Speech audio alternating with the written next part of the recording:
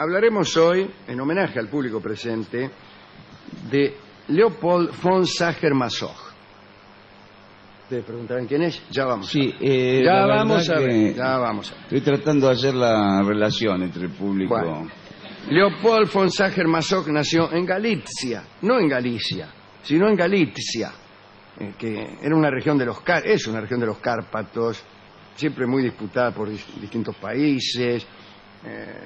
Creo que antes de la Primera Guerra era austríaca, ahora no sé, creo que es Polonia, desde Polonia, pero bueno. Nació en Galicia, Sacher-Masoch, en el año 1836.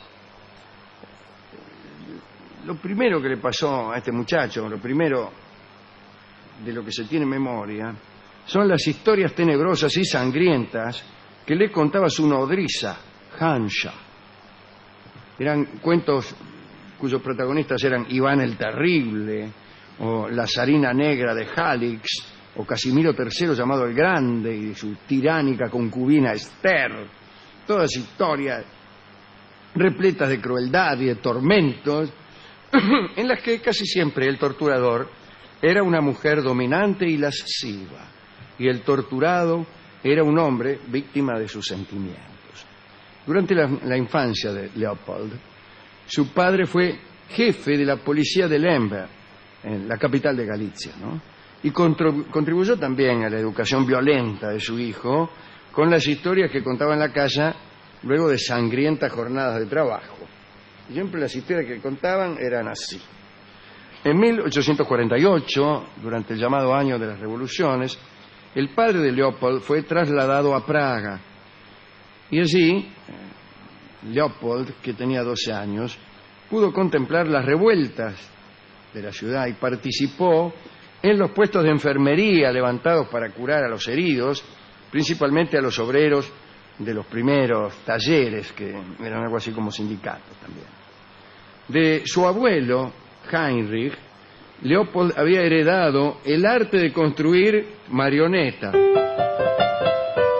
En Praga, Leopold empezó por escribir obras para su propio teatro de marionetas, donde mayormente se representaban escenas de revueltas callejeras parecidas a las que ocurrían en aquella región.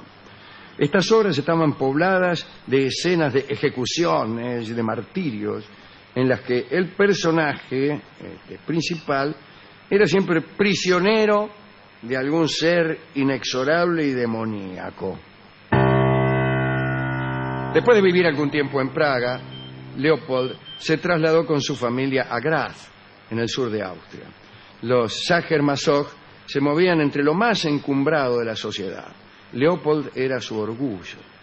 El muchacho había conseguido su doctorado a los 19 años, era doctor en leyes, mira vos. Al año siguiente ya estaba dando clase en la universidad. Su mayoría de edad coincidió con la publicación de Rebelión de Gante bajo Carlos V, un libro excelente, pero que resultó perfectamente ignorado por sus colegas académicos a causa de que se leía fácilmente, y también porque su autor tenía solamente 21 años y porque le gustaba el teatro y estaba lleno de ideas extravagantes acerca de la libertad universal. A la edad de 25 años, Leopold abandonó el derecho y se dedicó enteramente a la literatura. Parecía un joven normal, de buena familia, considerable encanto, un prestigio literario creciente.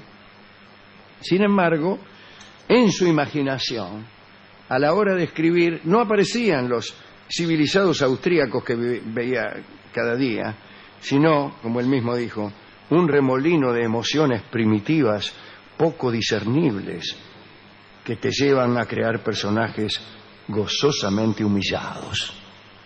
La verdad es que eso no sucedía solo en sus creaciones. En su vida real, por ejemplo, en su relación con su primer amor, Leopold descubrió que el dolor era el preludio necesario del placer. Su primer amor fue la hermosa Anna von Kotowicz, una mujer 10 años mayor que él, que había abandonado a su marido y a sus hijos para vivir con Leopold. Una noche, mientras retozaban en la intimidad, Leopold le ofreció a su amada llevarla en andas y advirtiendo que sólo se trasladaría a golpes de vara y látigo. Y así transcurrieron durante mucho tiempo las noches de los amantes. Anna subida a babucha de Leopold y pegándole con un látigo y diciéndole ico. Finalmente la pobre Ana empezó a perder todo interés en continuar con los latigazos. Más tarde Leopold le buscó un amante a la muchacha. No podía sentirse satisfecho hasta que ella lo traicionara. Sin embargo, esa traición o esa perpetua humillación que tanto gustaba a Leopold tenía sus límites. La relación con Ana terminó cuando se enteró de que ella y su nuevo amante le afanaban guita, e incluso pequeños utensilios de plata que Leopold coleccionaba. Y ahí se sintió ultrajado. Dijo, una cosa es una cosa y otra cosa es otra cosa. En realidad él se había visto obligado a escribir mucho para poder mantener a Ana en el estilo de vida derrochador que ella exigía. El amigo Masoch transitaba todos los géneros, excepto la poesía. Publicaba muchos cuentos a partir de su experiencia teatral, había interpretado profesionalmente algunos papeles y también había escrito una extensa novela. Tiempo más tarde, Leopold conoció a Fanny Pistor, quien fue su siguiente amante. Ambos firmaron un extraño contrato que tenemos aquí en nuestras manos. Eso es increíble, está el contrato original. El contrato original. Dice así, ¿no? Don Leopold von Sacher-Masoch da su palabra de honor a la señora Pistor de convertirse en su esclavo y de satisfacer sin reservas durante 6 meses todos sus deseos y órdenes. Por su parte, la señora Pistor le dejará libres 6 horas diarias para llevar a cabo su labor profesional y renunciará a leer sus composiciones literarias. Es el contrato. Es terrible. Extraordinario, ¿eh? Contrato leonino. Sí, sí. Que es lo que la clase de contrato que le gustaba firmar a Leopold. En un viaje que hicieron a Italia, la señora Pistor viajaba en primera clase, mientras que Leopold iba en tercera, en calidad de doméstico. En Venecia, de acuerdo a esta fórmula, de acuerdo a otra fórmula, ella consiguió engañarlo con otro hombre y demostró entonces que era exactamente la mujer despótica y brutal que él tanto había deseado. Y la relación fue todo un éxito. La obra más conocida de Leopold von Sacher-Masoch, La Venus de las Pieles, fue escrita por esa época y es en realidad una exposición detallada que contiene su propia vida sentimental y le dio bastante notoriedad. La Venus de las Pieles, bueno, es así, era una mujer bella, voluptuosa y cruel, como le gustan a uno. La narrativa se situaba en el interior del diálogo de 2 hombres que discutían acerca de lo que Leopold llamaba la servidumbre pasional. La novela se inicia con el sueño de uno de esos hombres. Se trata de un personaje que no tiene nombre, que se presenta como devoto del culto de las damas. El personaje busca a la diosa inaccesible de sus sueños, a la cual entregará su destino, ¿cómo? Dándose como esclavo. Esa es la novela, ¿no? Después de la publicación de esta obra, Leopold recibió cientos de cartas escritas por damas anónimas, su mayoría jóvenes, que decían yo también, ¿no? Y así Masoch conoció a su futura esposa. Parece que una muchacha lo citó por carta para encontrarse bajo una farola en una estrecha calle de Graz. Ella se presentó diciendo que quería recuperar un paquete de cartas comprometedoras que una amiga suya le había escrito a él, a Leopold. La muchacha se hizo llamar Wanda, como la heroína de la última novela, ¿no? Y llevaba un largo abrigo de pieles y se hacía la difícil, se hacía. Unas semanas más tarde, cuando se encontraron y quedaron al fin solos, Wanda se le tiró encima con un látigo. Leopold quedó fascinado, naturalmente, y aceptó casarse. El matrimonio, formalizado por una ceremonia pública, duró 15 años, pero no fue feliz. Un matrimonio largo, si no es feliz, es el peor de los matrimonios. Wanda no sabía con exactitud dónde se había metido. Era la hija de un criado de un noble y lo único a que aspiraba era al nombre socialmente prominente de Sacher-Masoch y a la vida de esposa de un intelectual que suponía envidiable, ¿no?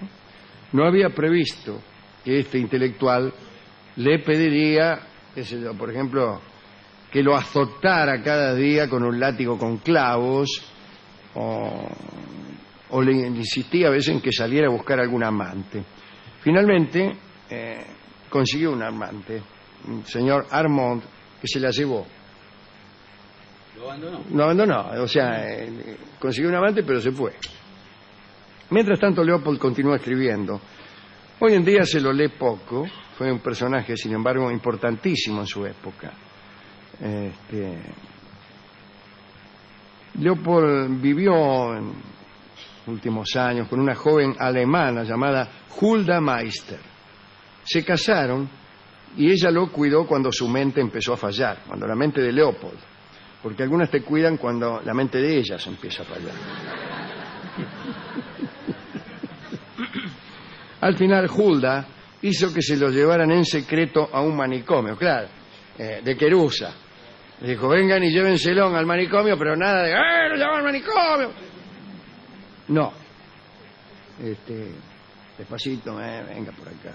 Incluso probablemente ni siquiera sabía que iba al manicomio. No fue por maldad que lo mandó al manicomio, sino que ya había sufrido varios intentos de estrangulación por parte del marido. Oficialmente se dijo que había fallecido, pero vivió 10 años en aquel manicomio. Fue durante ese tiempo cuando un neurólogo llamado Richard von Krafft-Ebing se enteró de los pormenores de la vida de Sacher-Masoch y comenzó a llamar en sus escritos masoquismo al tipo de aberración, por decirlo así, que el enfermo representaba. Y ahí viene esa palabreja que tantos usan. Leopold von Sacher-Masoch murió, esta vez de verdad, en el año 1895, cuando tenía 59 años. ¿Le gustó esta historia? Muy buena historia. Una linda historia para que sea la última. Muy buena historia. Porque, ¿por qué? No sé. No veo qué relación puede tener Masoch. El masoquismo viene de la vida de este señor y el sadismo del Marqués de Sade. Del Marqués de Sade, efectivamente. Así que me impresionó mucho esta historia y fui a la discoteca a ver qué clase de tangos había sobre el masoquismo. Y hay algunos de... Debe haber, yo calculé. Dominados. Mordeme la oreja izquierda es un tango. Se llama así, sí, pero no lo tenía el discotecario. Igual el discotecario enseguida me contó que él era un poco masoquista. Tanto es así que se había hecho hincha de Boca. Y me contó historias de su supuesto masoquismo, ¿no? Decía que él, por ejemplo, se pegaba muy fuerte con un martillo en un dedo para después disfrutar cuando dejaba de pegarse. Yo le expliqué que ese no era verdadero masoquismo. Porque sí, me dijo, me discutió, el dolor como preludio del placer. Y me miró así, yo le dije, tiene razón. Usted, por ejemplo, se aprieta los dedos con una tenaza un rato largo y después la suelta y dice, oh, lo que es, dice, tener los dedos libres de toda tenaza. Dice, ¿cuál es su principal placer? Tener los dedos libres de toda tenaza. Y después encontró otras cosas que hacía que no tenían mucho que ver con el masoquismo. Él dice que se sienta arriba de su mano derecha hasta que la mano se le duerme y después se acaricia y le parece que es otra persona.